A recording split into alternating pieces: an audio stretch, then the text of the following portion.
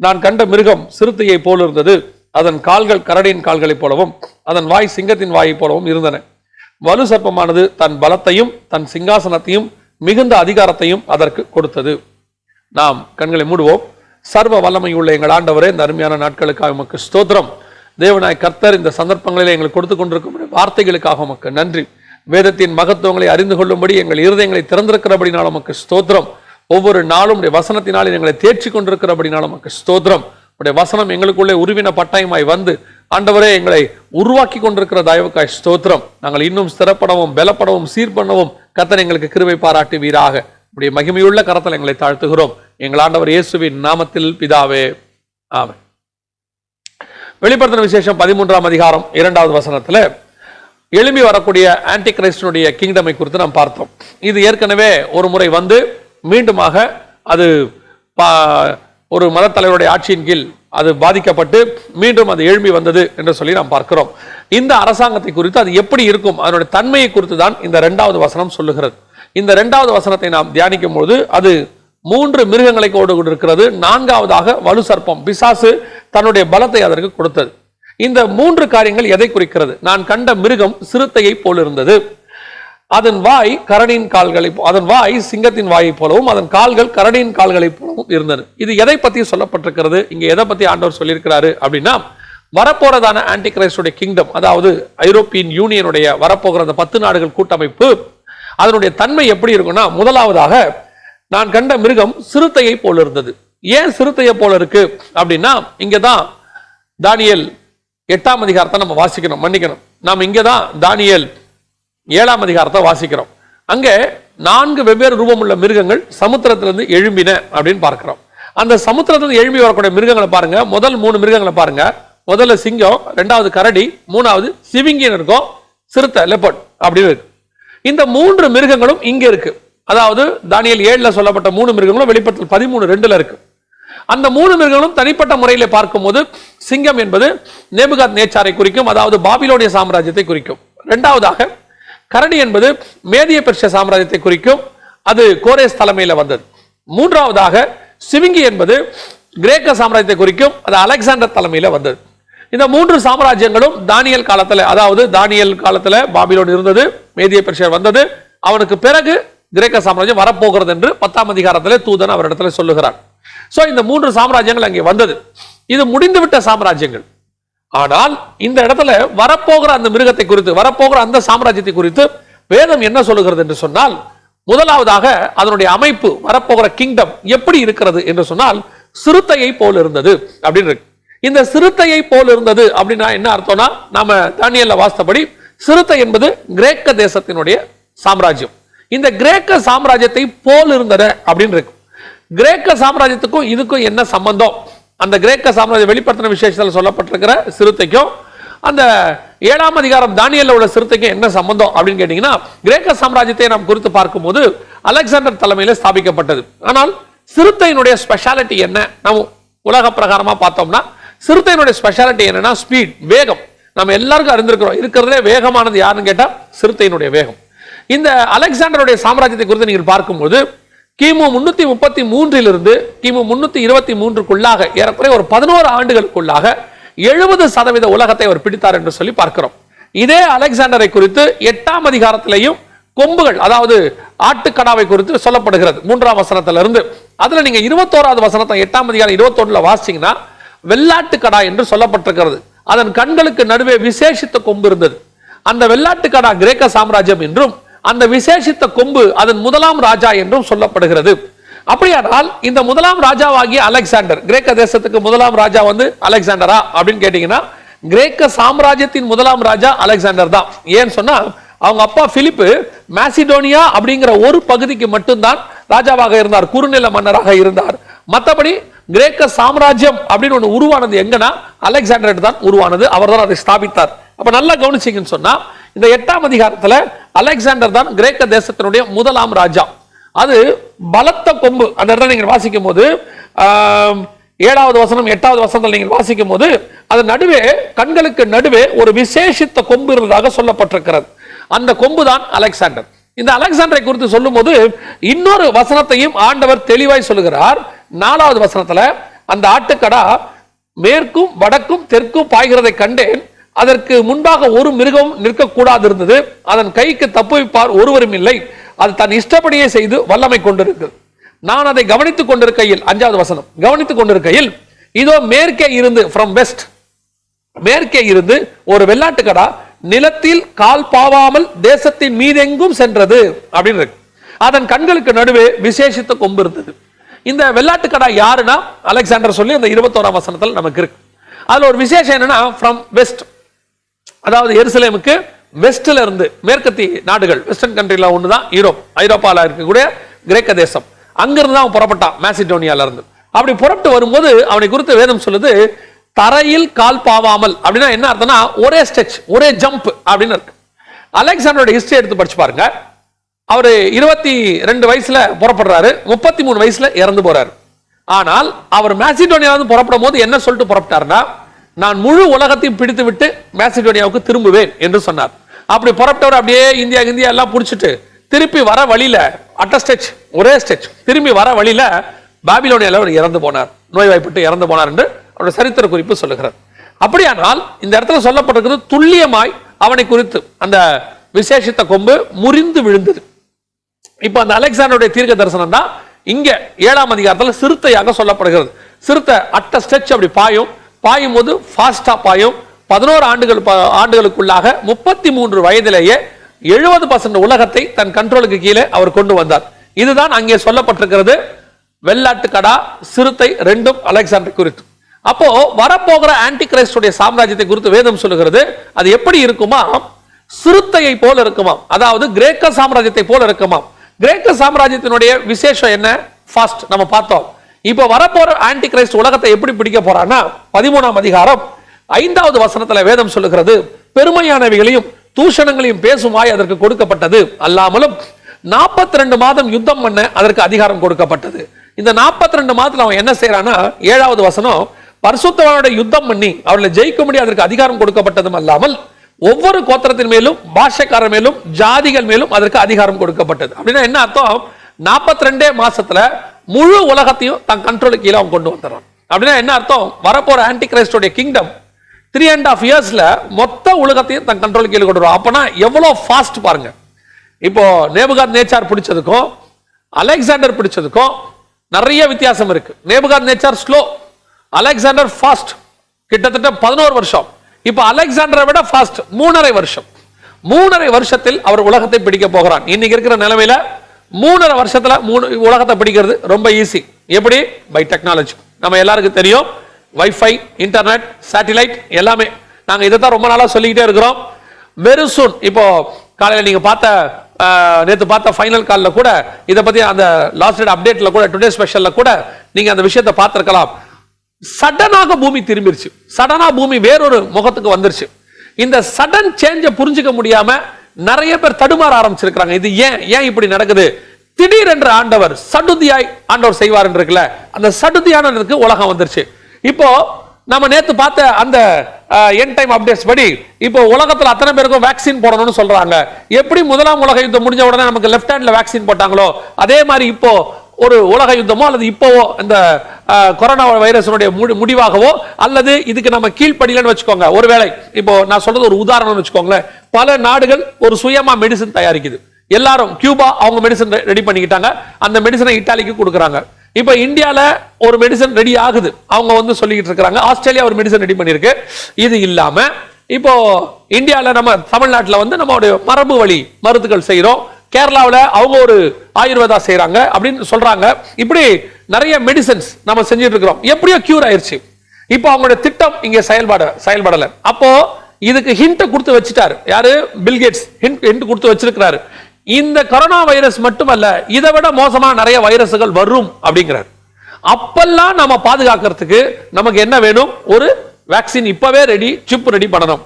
இத America implement பண்ண தொடங்கும் போது அமெரிக்கா ஃபோர்ஸ் பண்ணும். அமெரிக்காவுடைய நிலைமை எல்லாருக்கும் தெரியும், அது வல்லரசுங்கிறத ஃபோர்ஸ் பண்ணும். அப்படி ஃபோர்ஸ் பண்ணும்போது அமெரிக்காவினுடைய வல்லரசு பவரை ஆண்டவர் எடுப்பார். ஏன்னா ஐரோப்பா தான் ஆளுகைக்கு வரணும். ஆஸ் பர் 1வது வசனத்தின் படி அமெரிக்காவுடைய ஃபோர்ஸை எடுத்து அது அடுத்த யுத்தமோ ஏதோ ஒண்ணுல அமெரிக்காவுடைய பலன் குன்றி போகும்போது மீண்டும் இதே பயோசிப் வேர் வழியாக ஐரோப்பா வழியாக வரும். அப்பொழுது இந்த பயோவார் அல்லது கிருமிகள் எல்லாம் அதிகமாக இருக்கும். அப்போ மிக வேகமாக 3.5 ஆண்டுகளுக்குள்ள முழு உலகத்தையும் கண்ட்ரோலுக்கு கொண்டு வருவார்கள். அப்போ வேற வழியே இல்லாம மக்களே இந்த சிப்பை அக்செப்ட் பண்ணுவாங்க. ஏன்னா இதை விட வீரியமான வைரஸை கொண்டு வருவாங்க. ஏன்னா எல்லா மருந்துக்கும் கட்டுப்படாத வைரஸை கொண்டு வந்தாதான் இதெல்லாம் இம்ப்ளிமெண்ட் பண்ண முடியும். சோ அவர்கள் அதை செய்வதற்கு நிறைய வாய்ப்பு இருக்கு. இதை நான் சொல்லல, இப்போ அதை தெளிவா சொல்லிடுறேன். நான் சொல்லல, பில்கேட் சொன்னாருன்னு சொல்றேன். நிறைய பேர் என்ன சொல்றாங்கன்னா, ஜெகன் பயமூர்த்தி பிரசங்கம் பண்றாரு, பயமூர்த்தி. ஏங்க ஒரு விஷயம் வருதுன்னு பில்கேட்ஸ் சொல்றாரு, அப்ப அவர் பயமுறுத்துறாரா ஜனங்களை? காஷன் கொடுக்கிறாரு. அவர் உலகத்துக்கு காஷன் கொடுக்கிறாரு. டிவில சொல்றாங்க பில்கேட் சொல்றாருன்னு, அப்ப அவங்க டிவிக்காரங்க எல்லாரையும் பயமுறுத்துறாங்களா? ஜனங்களுக்கு காஷன் கொடுக்கறாங்க. பைபிள் இப்படி சொல்லுதுன்னு சொன்னா அது காஷன். எங்களுக்கு காஷன் வேணாம்னா காஷன் நீங்க விட்டுறலாம், ஒரு பிரச்சனையுமே இல்ல. ஒரு கூட்டத்துக்கு இந்த காஷன் வேண்டாம், ஒரு கூட்டத்துக்கு காஷன் வேணும். பாவத்தை குறித்தும் நீதியை குறித்தும் நியாய தீர்ப்பு குறித்தும் கண்டித்து உணர்த்துவாருன்னு இருக்கு. இப்ப என்ன கடைசி காலத்துல காஷனே வேணாம், ஆசீர்வாதமே போதும் அப்படின்னு சொல்லிட்டு ஏன் இதெல்லாம் சொல்லணும்? ஏன் இதெல்லாம் சொல்லணும்னா ஆவியானவர் சொல்லி இருக்கிறாரு, சொல்றோம். காது உள்ளவன் கேட்க கடவன், அவ்வளவுதான். அப்ப நல்லா கவனிச்சுக்கொள்ளுங்க. இப்ப கடைசி காலத்துல இப்படி வரும்போது 3.5 ஆண்டுக்குள் முழு உலகத்துக்கு, ஏன்னா வைரஸ் தீவிரம் அடையுதுன்னு வச்சுக்கோங்க. நான் சொல்றதெல்லாம் ஒரு உதாரணம். தீவிரம் அடையும் போது ஆட்டோமேட்டிக்கா என்ன செய்வாங்க, அந்த சிப்பை அந்த வேக்சினை உடனடியா எல்லாரும் ஏற்றுக்கொள்வாங்க. எல்லா நாடும் எப்படி இப்ப இந்தியா கிட்ட எல்லாரும் மருந்து அனுப்புங்க அதே மாதிரி அனுப்ப சொல்லும் போது இந்த வேக்சின் உலகம் முழுக்க வரும். 3.5 ஆண்டுக்குள் முழு உலகத்தையும் கண்ட்ரோல்ல கொண்டு வருவாங்க. அப்பொழுது ஒரு யுத்தம் நடக்கும். அந்த யுத்தத்துல முழு உலகத்தையும் அவன் கண்ட்ரோல் கீழே கொண்டு வருவான். அப்படின்னா சிறுத்தையை போல இருந்தது. அப்படின்னா வெரி ஃபாஸ்ட். முதல் உலக யுத்தம் 8 வருஷம், 4 வருஷத்துக்கு மேல நடந்தது, 1914 to 1918. இரண்டாவது உலக யுத்தம் 6 வருஷத்துக்கு மேல, 1936 இருந்து 43 வரைக்கும், ஏறக்குறைய 7 வருஷம். இப்போ 3ஆம் உலக யுத்தம் ஒருவேளை ஆன்டி கிரைஸ்டோட யுத்தமா இருக்கலாம். ஆன்டி கிரைஸ்ட் உலகத்தை பிடிக்கிற யுத்தம் எப்படி இருக்கும் அப்படின்னு கேட்டீங்கன்னு சொன்னா அது 3.5 ஆண்டுகள் தான் நடக்கும். பைபிள் தெளிவா சொல்லுது. 3.5 years டோட்டல் வேர்ல்டு கண்ட்ரோலுக்கு கீழே அவன் கொண்டு வந்துருவான். அப்போ சிறுத்தையை போல் பாய போகிறது, சிறுத்தையை போல் வேகமான ஒரு அரசாங்கம். இப்போ அதுக்கு ஒரு நல்ல உதாரணம் பாத்தீங்களா, எல்லாமே ஸ்பீட் ஆகுது. இந்த கடைசி காலமே ஸ்பீடு உலகம். நம்ம கண்ணுக்கு முன்னாடி பாத்தீங்கன்னா எல்லாமே வெரி ஸ்பீட். என்ன ஸ்பீடு? ஒரு நமக்கு தெரிஞ்சது நான் சொல்றேன். ஒரு காலத்துல 5 day மேட்ச் விளையாடி இருந்தோம் கிரிக்கெட்ல, அப்புறம் 1 day மேட்ச் ஆகி இப்போ 2020. ஏன்னா ஸ்பீட், ஜனங்க அவ்வளவு நேரம் உட்காரத்துக்கு மனநிலை. கம்ப்யூட்டர் எடுத்துக்கொள்ளுங்க, ஒரு காலத்துல 256 kbps ஸ்பீட் தான் இருந்துச்சு, அது அப்படியே சுத்திக்கிட்டே இருந்துச்சு. இப்போ அப்படி இல்லை. இப்போ எத்தனை 150 mbps ஸ்பீட், 1000 mbps ஸ்பீட்லாம் இருக்கு. நிறைய எல்லாம் ஜிபில டவுன்லோட் பண்றவங்களா இருக்கிறாங்க, வேகமா டவுன்லோட் பண்றவங்களா இருக்கிறாங்க. ஸ்பீட், வேகம். ஒரு காலத்துல டிராவல் நம்ம என்ன பண்ணிட்டு இருந்தோம், கப்பல்ல போயிட்டு இருந்தோம், நடந்து வந்து அப்புறம் கப்பல், அப்புறம் பிளைட். இன்னைக்கு அதிவேக பிளைட்ஸ் எல்லாம் இருக்கு. ஸ்பீட், லைட் ரேஸ் அளவுக்கு டிராவல் பண்ணக்கூடிய ஆயுதங்கள், ஸ்பீட். இப்ப எல்லாமே ஸ்பீட், எல்லாமே ஸ்பீட். பிள்ளைகள் ஒரு காலத்துல 6ஆம் வகுப்பு படிக்கும் போது தான், நம்ம தாத்தா காலத்துல 6ஆம் வகுப்பு படிக்கும் போது தான் ஏ போட்டாங்க, ஆ போடுவாங்க. இப்ப அப்படி இல்ல, எல்லாம் 1 வயசு 1.5 வயசுலயே கொண்டு போய் கிண்டர் கார்டன் அப்படின்னு கொண்டு விட்டு பிளே ஸ்கூல்னு விட்டு இப்பவே எல்லாம் ரைம் சொல்ல ஆரம்பிக்குது. ஸ்பீட், எல்லாமே வேகமாக நடக்கிறது. அப்போ வேகத்தினுடைய காலகட்டத்துக்கு நம்ம வந்துட்டோம். அந்த வேகத்தின் காலகட்டத்திலே ஒரு வேகமான அரசாங்கம் வந்து ஜனங்களை வேகமாய் பிடிக்க போகிறது. அதான் சிறுத்தையை போல இருந்தது. இரண்டாவது சிறுத்தையோட ஸ்பெஷல், அதாவது அலெக்சாண்டருடைய கிரேக்க சாம்ராஜ்யத்தினுடைய ஸ்பெஷல் என்னன்னு கேட்டீங்கன்னு சொன்னா, இந்த அலெக்சாண்டருடைய சாம்ராஜ்யத்தில் வந்தவன் தான் முந்தின ஆன்டி கிரைஸ்ட், அதாவது ஆன்டியோகஸ் IV எபிஃபனஸ். பைபிள்ல 2 ஆன்டி கிரைஸ்ட் இருக்கிறாங்க. அதாவது வெளிப்படுத்தின விசேஷம் 17ஆம் அதிகாரம் 8-9 வசனத்தில் நீங்கள் வாசிக்கும் போது, அந்த நீ கண்ட மிருகம் முன்னே இருந்தது, அது இப்போது இல்லை, அது பாதாளத்திலிருந்து ஏறி வருகிறது. அதாவது வரப்போற ஆன்டி கிரைஸ்ட் குறித்து வேதம் சொல்லுது, அது முன்னே இருந்தது, இப்போது இல்லை, அது பாதாளத்திலிருந்து ஏறி வரப்போகிறது அப்படின்னு இருக்கு. அப்போ முன்னே இருந்ததுன்னா என்ன அர்த்தம்? இந்த ஆன்டி கிரைஸ்ட் முன்னே இருந்தவன் இப்ப திரும்பி வரப்போறான் அப்படின்னா, திரும்பி அவனே வரப்போறது இல்ல, அவனுடைய ஸ்பிரிட் வரப்போகுது. நாங்க அடிக்கடி அதை தான் சொல்லுவோம். இப்போ யோவான் ஸ்நானகன் வந்தாரு, எலியா வருவார்னு இயேசு சொன்னாரு. இயேசு என்ன சொல்றாரு, நீங்கள் ஏற்றுக்கொள்ள மனதாக இருந்தால் வருகிறவனாகிய எலியா இவன் தான் சொன்னார். அதனுடைய அர்த்தம் என்ன அப்படின்னு கேட்டீங்க சொன்னா, யோவான் ஸ்நானகன் வந்தாரு, எலியாவின் ஸ்பிரிட்டோட வந்தாரு.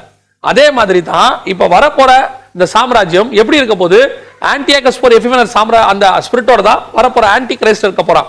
அப்ப அந்த ஆன்டியோகஸ் IV எபிஃபனஸ் அப்படிங்கிறவன் என்னென்னலாம் செஞ்சானோ அதெல்லாம் இப்ப வரப்போறவனும் செய்ய போறான். ஏன்? எலியா செஞ்சதெல்லாம் யோவான் செஞ்சாரு. எலியா வனாந்தரத்தில் இருந்தார், யோவான் ஸ்நானன் வேதாந்தத்தில் இருந்தார். எலியா ஒட்டகமயிர் ஆடை தரித்தார், யோவான் ஸ்நானன் ஒட்டகமயிர் ஆடை தரித்தார். எலியா ஆகாபோடு எதிர்த்து நின்றார், யோவான் ஸ்நானகன் ஏரோதோடு எதிர்த்து நின்றார். அங்க ஏசபேல் எலியாவின் தலையை வாங்கணும்னு சொன்னாரு, இங்க ஏரோதியால் யோவான் சொன்ன தலையை வாங்கணும்னு சொன்னா. எல்லாம் சேம் டிட்டோவாக இருக்கும். அப்போ வசனம் சொன்னபடி இப்போ நீ கண்ட மிருகம் முன்னே இருந்தது. ஆன்டி கிரைஸ்டோட ஸ்பிரிட் முன்னாடியே இருந்துச்சு. முன்னாடி இருந்த அந்த ஸ்பிரிட் இப்ப வரப்போகுது. அந்த ஸ்பிரிட் யாருன்னு பாத்தீங்கன்னு சொன்னா இதுக்கு வசனமும் இருக்கு. பழைய ஏற்பாட்டுல தானியேல் புத்தகத்துல வசனமும் இருக்கு. இப்ப நீங்க வாசிக்கும் போது 7ஆம் அதிகாரத்துல நீங்க தானியேல் புத்தகம் 7ஆம் அதிகாரத்துல நீங்க வாசிக்கும் போது 7வது வசனத்திலையும் 8வது வசனத்திலையும் ஒரு சின்ன கொம்பு 10 கொம்புகள் நடுவில் இருந்து ஒரு சின்னதான ஒரு கொம்பு புறப்பட்டது. 8வது வசனத்துல அந்த கொம்புகளை நான் கவனித்திருக்கையில் இதோ அவைகளுக்கு இடையே வேறொரு சின்ன கொம்பு எழும்பிற்று அப்படின்னு இருக்கு. இது 10 கொம்புகள் நடுவில் இருந்து இப்ப நமக்கு வரப்போற ஆன்டி கிரைஸ்ட பத்தி அங்கே சொல்லப்பட்டிருக்கு. 8ஆம் அதிகாரம் வெளிப்படுத்தின விசேஷத்துல மன்னிக்கணும் 8ஆம் அதிகாரம் தானியேல் புஸ்தகத்துல நீங்க வாசிக்கும் போது 9வது வசனத்துல 4 கொம்புகள் அவைகளில் ஒன்றிலிருந்து சின்னதான ஒரு கொம்பு புறப்பட்டு, இங்க 4 கொம்புக்கு நடுவில் இருந்து ஒரு சின்ன கொம்பு இருக்கு. அப்ப நல்லா கவனிச்சு கொள்ளுங்க, வரப்போறது 10 கொம்புகள் நடுவில் இருந்து ஆன்டி கிரைஸ்ட பத்தி இருக்கு. ஏற்கனவே வந்தவன் யாரு? 4 கொம்புகள் நடுவில் இருந்து ஒரு சின்ன கொம்பு. இது யாருன்னு கேட்டீங்கன்னா அலெக்சாண்டருடைய கிரேக்க சாம்ராஜ்யத்தில் வந்ததான ஆன்டி கிரைஸ்ட். இப்போ வசனம் சொல்லுது வரப்போற சாம்ராஜ்யம் சிறுத்தையை போல் இருந்தது. அப்படின்னா என்ன? அலெக்சாண்டருடைய சாம்ராஜ்யத்துல கிரேக்க சாம்ராஜ்யத்துல வந்த அந்த அரசாங்கத்தை போல வரப்போற ஆன்டி கிரைஸ்டுடைய அரசாங்கம் இருக்க போது. அதுல 2வது பாயிண்ட் என்னன்னா, அவன் எப்படி ஆன்டி கிரைஸ்டுடைய வேலையை செய்தானோ அதை அப்படியே வரப்போற ஆன்டி கிரைஸ்ட் செய்ய போறான். அவன் முன்னாடி செஞ்சு வச்சுட்டான். என்ன செஞ்சான் அப்படின்னு நீங்க சொல்லி பாத்தீங்கன்னு சொன்னா, அவன் பண்ண யுத்தங்கள் எல்லாரையும் பிடிச்சது எல்லாம் 11ஆம் அதிகாரம் தான் எல்லாம் இருக்கு. அதுல ஒரு வசனம் சொல்லுது அவன் என்ன செய்வான்னு 11:31 அவன் தானியேல் 11:31 அவன் அரணான கோட்டைகளை அரணான பட்டணங்களை பிடித்து அன்றாட பலியை நீக்கி பாழாக்கும் அருவருப்பை அங்கே வைப்பான். அரணான பரிசுத்த ஸ்தலத்தை பரிசுத்த குலைச்சலாக்கி அன்றாட பலியை நீக்கி பாழாக்கும் அருவருப்பை அங்கே வைப்பான். அப்போ வரப்போற ஆன்டி கிரைஸ்ட் என்ன செய்வாங்கிறது அங்கே நமக்கு துல்லியமா தெரிஞ்சு போச்சு. என்ன செய்ய போறான்? அரணான பரிசுத்த ஸ்தலத்தை பரிசுத்த குலைச்சலாக்கி. அப்போ என்ன அர்த்தம்? வரப்போற ஆன்டி கிரைஸ்ட் எருசலேம் நகரத்தை பரிசுத்த குலைச்சலாக்க போகிறார். என்ன பரிசுத்த குலைச்சலாக்க போறான் அப்படின்னு கேட்டா நம்ம எல்லாருக்கும் தெரியும். ஆன்டியோகஸ் எபிஃபனஸ் கிமு 168 என்ன பண்ணாருன்னா கொண்டு போய் பன்றியை பலியிட்டார். எருசலேமுடைய அந்த தேவாலயத்தினுடைய பலிபீடத்தின் மேல பன்றியை பலியிட்டார். நோவா காலத்திலிருந்து கர்த்தர் சொல்லக்கூடிய ஒரு விஷயம் என்னன்னா, சுத்தமான மிருகங்களில் நீ பலி கொடுக்கணும்னு சொல்றாரு. இந்த அசுத்தமான மிருகமாகிய பன்றியை கொண்டு போய் அவர்கள் பலியிட்டார்கள். இதான் பரிசுத்த ஸ்தலத்தை பரிசுத்த குலைச்சலாக்கி. இப்ப என்ன நடக்க போகுது அப்படின்னு கேட்டீங்கன்னா, இந்த பரிசுத்த ஸ்தலத்தை பரிசுத்த குலைச்சலாக்கி ஒருவேளை இது அப்படியே கூட நடக்கும். எப்படி நடக்கும் அப்படின்னு கேட்டீங்கன்னு சொன்னா, பாழாக்கும் அருவருப்பை குறித்து தானியேல் தீர்க்கதரிசி சொல்லி இருக்கிறானே, வாசிக்கிறவன் சிந்திக்க கடவன்னு மத்திய 24:12 முதல் 15 வசனத்துல இயேசு கிறிஸ்து சொல்றார். அப்போ அந்த பாழாக்கும் அருவருப்பு பரிசுத்த ஸ்தலத்துல வந்து நிக்கும். இப்ப அவன் எப்படி பன்றியை பலியிட்டானோ அதே மாதிரி இவங்க பன்றியை பலியிடுவாங்களா? மேபி.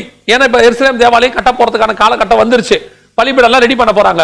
அப்படி ரெடி பண்ணும்போது இவர்கள் ஆன்டி கிரைஸ்டை தங்கள் மேசியாவாக நினைத்து கூட்டிட்டு வருவாங்க. அதுக்கு நம்ம இன்னொரு செய்தியில அவனை ஏன் அவங்க மேசியாவாக நினைக்கிறாங்கன்றதுக்கான காரண காரியங்களை பார்க்கலாம். அப்படி கூட்டிட்டு வருவாங்க. கூட்டிட்டு வரும்போது அவன் தன் முறைப்படி அங்கே பன்றியை பலியிட செய்யலாம் மேபி. ஆனால் ஆவிக்குரிய விதத்துல பார்க்கும்போது அங்கே பலி அசுத்தமான பலி நடக்கும். என்ன அசுத்தமான பலி அப்படின்னு கேட்டீங்கன்னு சொன்னா, சுத்தமான பலினா என்ன, அசுத்தமான பலினா என்ன? இப்போ நாம் தேவனாகிய கர்த்தரை ஸ்தோத்திர பலி பண்றோம், தேவனை ஆராதிக்கிறோம், எல்லாம் செய்யறோம்.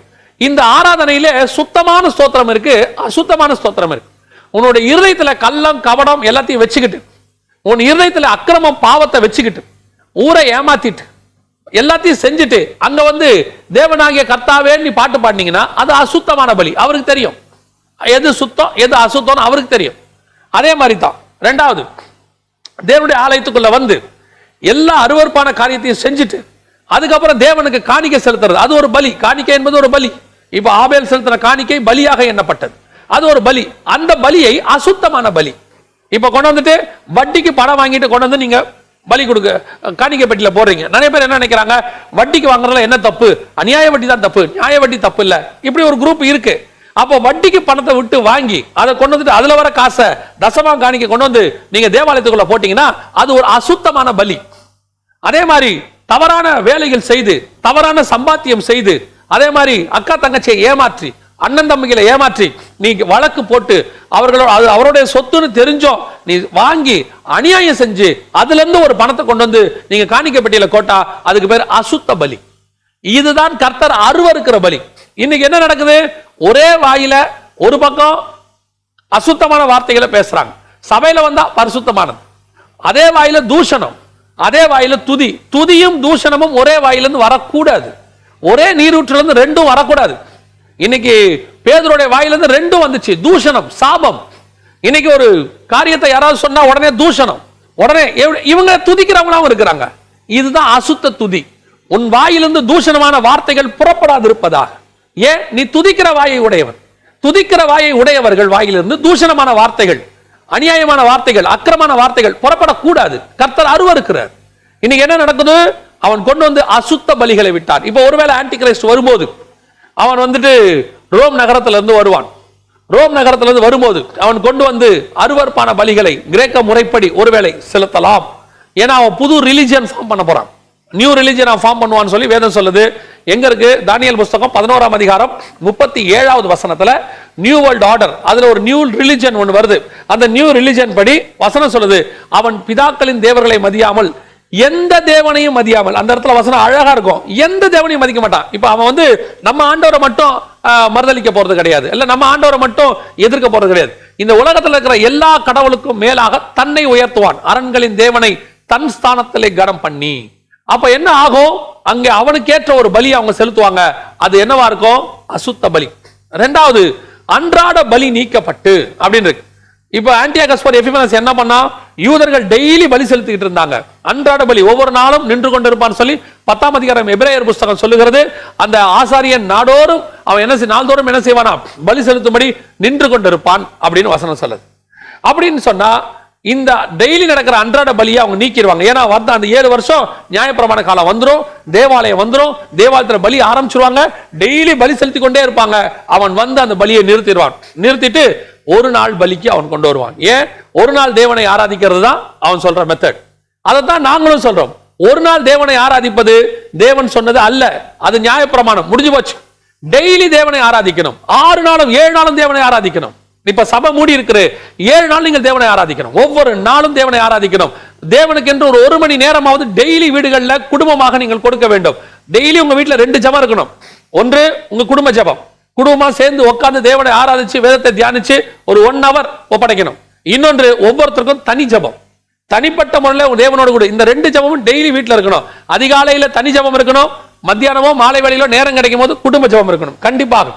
இப்ப என்ன ஆகும்? 7 நாளும் ஒருவேளை சீக்கிரத்துல இந்த காரியங்கள்லாம் முடிஞ்சு சபை திறக்கும் பட்சத்துல சபை ஒரு நாள் ஆராதனை நடத்தும். நீங்கள் 6 நாள் வீட்டில் தேவனை ஆராதிக்கணும். அந்த ஆராதனை நிக்க கூடாது. உங்களுக்கும் தேவனுக்குமான உறவு நிக்கவே கூடாது. 7 நாளும் கர்த்தரை ஆராதிக்கணும். அதுதான் கிருபையின் பிரமாணம், அதுதான் மெல்கிசேதேக்கின் முறைமை. இந்த முறைமையில தான் இருக்கணும். ஒரு நாள் பலி செலுத்துவது நியாயப்பிரமாணம். அப்ப என்ன ஆக போது? அவன் வந்து அந்த ஒரு நாள் நியாயப்பிரமாண முறைப்படி ஒரு நாள் டேட்டை மாற்றுவான். டேட்டை மாத்தி ஒரு நாள் பலி கொண்டு வருவான். கொண்டு வருவது மாத்திரமல்ல, அந்த ஓய்வு நாள், யூதருடைய ஓய்வு நாளை மாற்றுவான். இப்ப ஓய்வு நாள் கிடையாது, இப்ப எல்லா நாளும் தேவனை ஆராதிக்கலாம். ஏன்னா இது கிருபையின் பிரமாண காலம். கிருபையின் பிரமாண காலத்துல ஓய்வு நாள் என்பது எல்லா நாளும் தேவனை ஆராதிக்கலாம். அன்னைக்கு நியாயப்பிரமாண காலம் வரும்போது யூதர்கள் சனிக்கிழமை ஆராதிக்க தொடங்குவார்கள். இன்னைக்கு கொஞ்சம் பேர் அதை வச்சுக்கிட்டு என்ன சொல்றாங்கன்னா, சனிக்கிழமை தான் தேவனை ஆராதிக்கணும், மற்ற நாள்ல தேவனை ஆராய்ச்சா நரகத்துக்கு போயிருவாங்க அப்படின்னு சொல்றாங்க. புதிய ஏற்பாட்டுல ஓய்வு நாள் பிரமாணமே கிடையாது. எந்த இடத்துல சொல்லப்படவே இல்லை ஓய்வு நாள்ல நீங்க வந்து சனிக்கிழமை தான் ஆராதிக்கணும்னு. 14 நாள் பவுல் வந்து கடல்ல இருக்கிறாரு. அவர் எந்த ஓய்வு நாளா ஆசாரிச்சிருப்பார் சொல்லுங்க? அவரை விட நியாயப்பிரமாணத்தை பர்ஃபெக்டா ஃபாலோ பண்ணவங்க யாராவது இருக்கிறாங்களா? அவரே சொல்றாரு, நியாயப்பிரமாணத்தின்படி என்னை குற்றம் சாட்ட முடியாதுங்கிறாரு.